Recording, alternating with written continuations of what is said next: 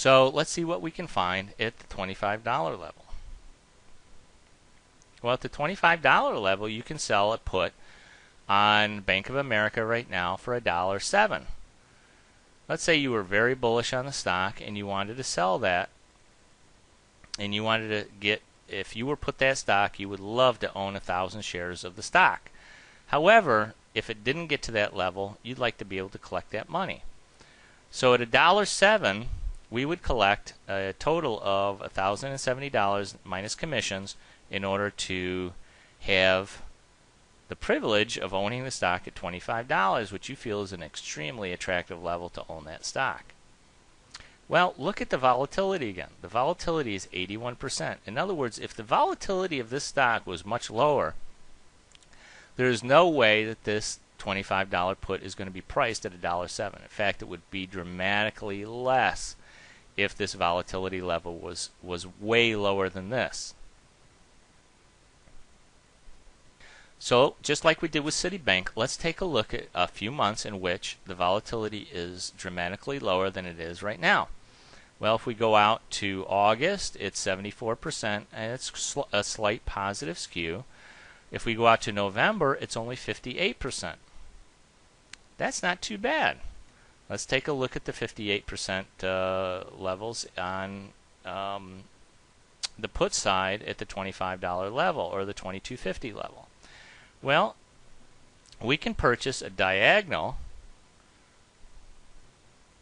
We're selling the 25 July put, which we collect $1.07 for, and we can purchase, let's go out to the November because that is the lower volatility month, the November's at the $22.50 level, which is only $2.50 below the current level of the put that we're selling, for only 78 cents.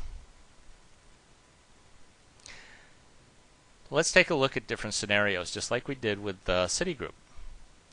Well, we can sell the Julys. If Bank of America stock never drops below $25, we collect that entire $1.07 times 10 contracts is $1,070. We still own the November $22.50 puts, and those we can continue to write against those July options. We sell those for $25.07 at the 25 level in July. When those expire, we go out to August. At August, those $25 puts are probably still going to be around $1. The volatility level is still relatively high, and if they continue to be high, we should get another $1 for that. So we're now collecting $2 in premium against a purchase of a put that is $1.84. Well, even as we go out, we can sell August, we can sell September, and we can sell October. We can sell 2 additional months against our November puts.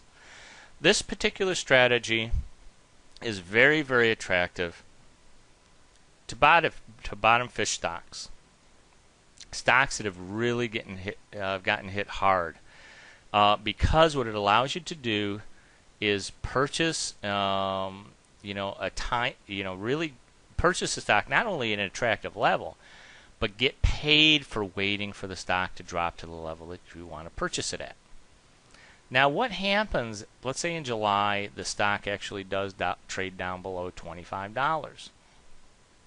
Well, if the stock does trade below $25 during the time that you're short these options, you will purchase 1,000 shares of Bank of America at $25.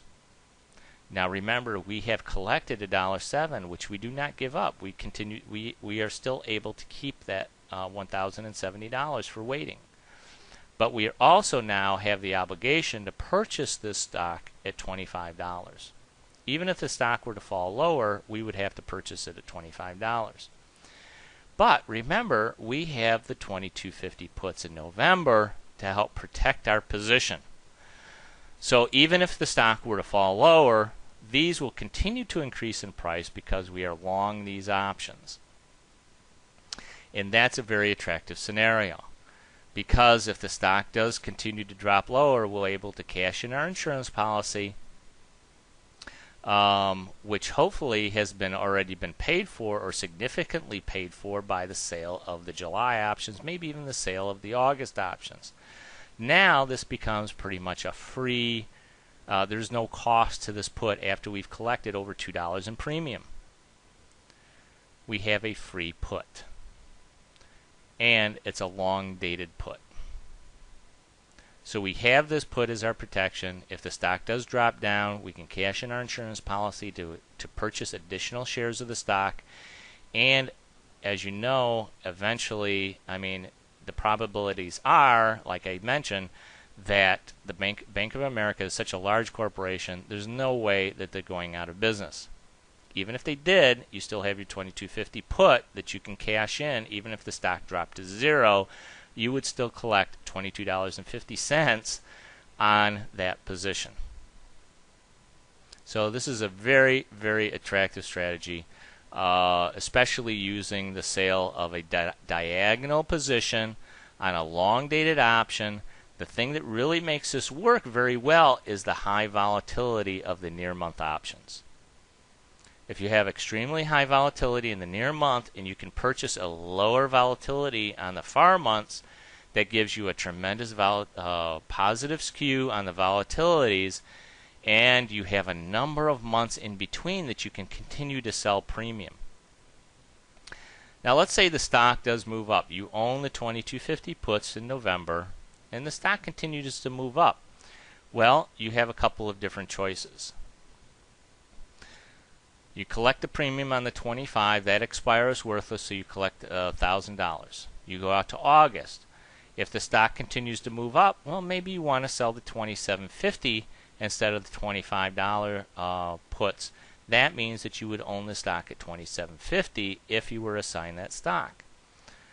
But it may be an attractive premium, and you feel that at that time it's still attractive to own that stock at 2750. In other words, because you own that long-dated option, the put option, you can write any of these options that you want. You can write the 2250, you can write the 25, you can write the 2750, wherever after this July option expires, wherever you feel you'd like to own that stock, you can write a different put option in the subsequent months. In August, after the July expires, you have the August expiration. Then after that, you'll have the September expiration. Then you'll have the October expiration. And then you'll go into the November expiration, in which you can either create a debit spread or another credit spread in the final month of the option expiration. So there's lots of attractive strategies here. Now, does it work for all stocks? Well, it might. This is how it works very well on a stock that declines. It could also work very well on a stock that's going up. Let's take a look at a stock called Enbridge. This stock has been in a long-term uptrend. It's an energy stock, and as you know, most energy stocks have been going up dramatically over the past couple of years. This stock in particular has a very attractive pattern. It's been going up consistently. Let's take a look at the volatility of ENB's options. Well, as you can see, they're not as volatile as the Bank of America or the Citigroup. In fact, the July options have an implied volatility of only 31.72%. However, it does have a positive skew over the next dated option, which is October. In most cases, on individual stocks, you're only going to have the opportunity to purchase or sell the near dated option, which is the current month expiration of July. Occasionally on larger stocks, you're going to get more number of different months in which you could buy or sell options. But in this case, you have the front month at least, and you have an October of 08, which is 118 days away. You can see that the volatility drops approximately 5% for the October and approximately 8% for the January of '08 options.